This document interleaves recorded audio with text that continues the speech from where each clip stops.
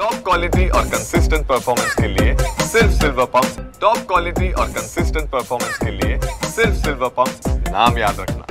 माळेगाव सहकारी साखर कारखान्यासाठी आज मतदान प्रक्रिया पार पडत आहे। आपण आहोत बारामतीमधील माळेगाव येथे। खऱ्या अर्थाने आज सकाळी 7 वाजल्यापासून मतदान सुरुवात झालेली आहे। एकंदरीतच आज सकाळी याच मतदान केंद्रावरती खासदार सुप्रिया सुळे यांनी आपला मतदानाचा हक्क बजावला आहे। तसेच सहकार बचाव पॅनेलचे रंजन तावरे यांनी देखील आपला मतदानाचा हक्क बजावलेला आहे। खऱ्या अर्थाने माळेगाव कारखान्याच्या कार्यक्षेत्रातील माळेगाव जे गाव आहे हे मोठे प्रमाणात या गावात सभासद आहेत, त्यामुळे सकाळपासूनच मोठ्या प्रमाणात खऱ्या अर्थाने सभासदांनी आपला मतदानाचा हक्क बजावण्यासाठी गर्दी केलेली आहे। एकंदरीत मोठे सभासद मतदानाचा हक्क बजावण्यासाठी येत आहेत।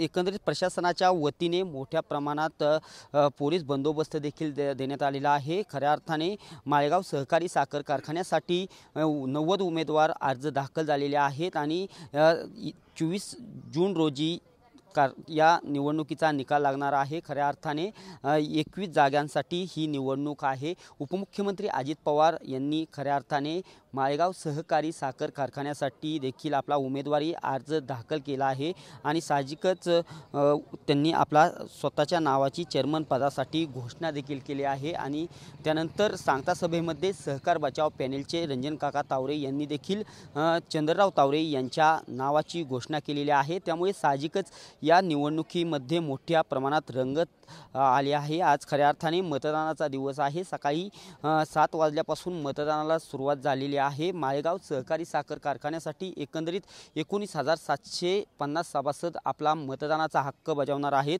37 गावातील 68 बूथ केंद्रावरती एकंदरीत मतदान प्रक्रिया पार पडणार आहे आणि मोठ्या प्रमाणात जे सभासद आहेत ते देखील आपला मतदानाचा हक्क बजावण्यासाठी अगदी या निवडणुकीमध्ये चौरंगी लढत होत आहे। या सर्व जे पॅनल प्रमुख आहेत किंवा प्रचार प्रमुख आहे यांनी आपल्या सभासदांना मतदानाचा हक्क बजावण्यासाठी आवाहन केलेलं आहे। एकंदरीतच आज सकाळपासून मोठ्या प्रमाणात सभासद हे आपला मतदानाचा हक्क बजावण्यासाठी मतदान केंद्रावरती दाखल झालेले आहेत आणि खऱ्या अर्थाने माळेगाव सहकारी साखर कारखान्याची निवडणूक मोठ्या रंगत अवस्थेत आली असताना आज मतदान होत आहे आणि 24 जून रोजी या निवडणुकीचा निकाल लागणार आहे।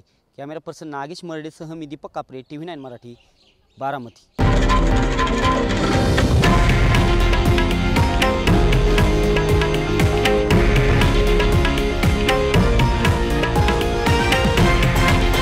हे आहे देशातील नंबर 1 न्यूज नेटवर्क आणि आपण पाहत आहात TV9 मराठी, एकमेव।